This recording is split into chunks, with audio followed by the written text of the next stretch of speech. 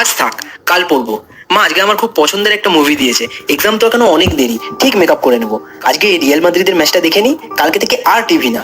এখনো এক্সাম 4 মাস দেরি। হোয়াটসঅ্যাপ গ্রুপে সব বন্ধুরা একসাথে ঘুরতে যাচ্ছে। পরীক্ষার আগে আর কোথাও যাবো না, এইবারটা ঘুরে আসি, তারপর থেকে পরীক্ষা অবধি মন দিয়ে পড়বো।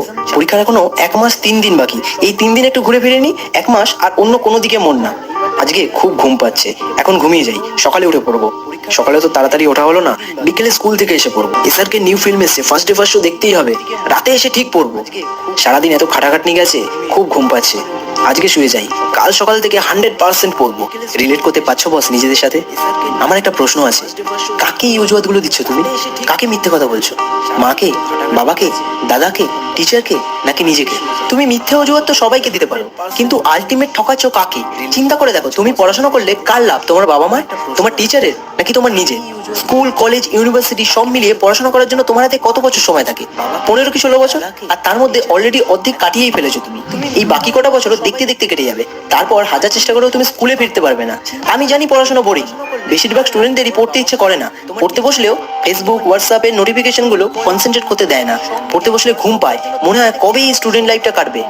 আরে কাটাতেই যখন হবে, তখন এই সময়টা একটু কষ্ট করে পড়েই কাটাও না।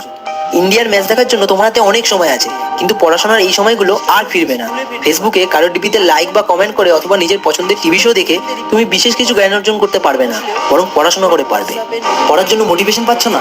এক কাজ করো, কল্পনা করো তুমি যদি পড়াশোনা করে ভালো মার্কস নিয়ে পাশ করো, তোমার মা কতটা খুশি হবেন, তোমার বাবা কতটা গর্বের সাথে সবাইকে তোমার কথা বলতে পারবেন। চিন্তা করো, তুমি যা যা শিখছো পড়াশোনার মাধ্যমে, তার দ্বারা তুমি ভবিষ্যতে কত মানুষের জীবন পরিবর্তন করতে পারো। তাও মোটিভেশন পাচ্ছ না? তাহলে এক কাজ করো, রাস্তায় বেরিয়ে হাঁটো। দেখবে যাদের থাকার জন্য বাড়িটুকুও নেই, যে সমস্ত শিশুদের শৈশব ফুটপাতে কেটে যায়, যারা রোজ দুবার খাবারের জন্য সংঘর্ষ করে চলেছে, তাদের জন্য এই পড়াশোনা করাটা স্বপ্নের ব্যাপার, তারা চাইলেও করতে পারছে না।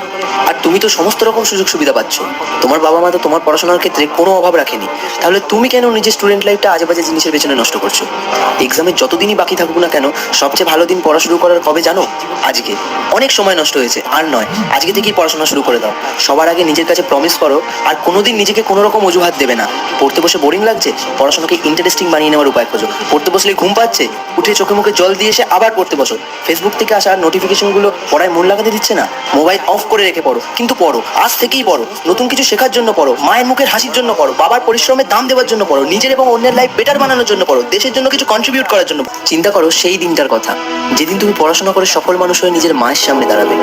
তোমার মায়ের চোখে থাকবে আনন্দের জল, মুখে থাকবে পরম তৃপ্তির হাসি। সেদিন তোমার কেমন লাগবে?